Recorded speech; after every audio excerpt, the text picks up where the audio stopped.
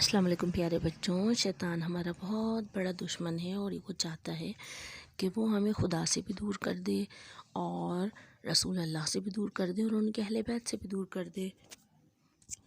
سورہ اعراف آیت نمبر 16 میں ارشاد ہو رہا ہے کہ اس نے کہا پس جس طرح تو نے مجھے گمراہ کیا ہے میں تیرے سیدھے راستے پر بیٹھ جاؤں گا.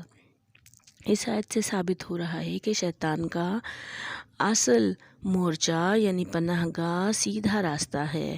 لہٰذا عام لوگوں کی بنسبت جو نیک لوگ ہیں، جو اچھے لوگ ہیں، انہیں شیطان سے زیادہ ہوشیار رہنا چاہیے. شیطان اپنی اصل شکل میں ہمارے سامنے کبھی بھی نہیں آتا. اگر وہ اپنی شکل میں آتا تو کوئی بھی اس کی بات نہیں سنتا. اس لیے شیطان بہت اچھی، بہت خوبصورت شکل بنا کر آتا ہے تاکہ لوگ اس کی باتوں میں آ جائیں. اور دوسری بات یہ ہے کہ شیطان بعض دفعہ سامنے نہیں آتا بلکہ ہمارے ذہن میں خیال ڈال دیتا ہے اور ہم اس خیال کو پورا کرنے لگ جاتے ہیں.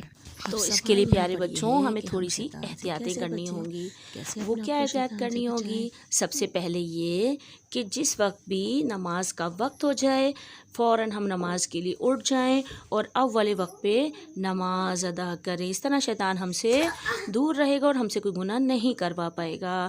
اور دوسری چیز یہ ہے کہ کھانا کھانے سے پہلے اپنے ہاتھوں کو اچھی طرح سے دھو لیں اور کھانا کھانے سے پہلے بسم اللہ الرحمن الرحیم پڑھیں. اور اسی طرح سے جب ہم پانی پینے لگیں تو پانی پینے سے پہلے بھی بسم اللہ الرحمن الرحیم پڑھیں تاکہ شیطان ہمارے کھانے کے ساتھ ہماری باڈی جا کر گناہ نہ کروائے. اسی طرح جب ہم سونے کے لیے لیٹنے لگیں تو وضو کر لیں اور بسم اللہ الرحمن الرحیم پڑھیں. اور مطالعہ کرنے بیٹھیں تو سب سے پہلے بسم اللہ الرحمن الرحیم پڑھیں، دعائے مطالعہ پڑھیں تاکہ شیطان حاوی ہم پر نہ ہو. جب لباس پہننے لگیں تو بھی پہلے بسم اللہ الرحمن الرحیم پڑھیں اور اسی طرح جب لباس اتارنے لگیں تو اس وقت بھی بسم اللہ الرحمن الرحیم پڑھیں تاکہ شیطان ہمارے کپڑوں میں داخل ہو کر ہمیں پریشان نہ کرے.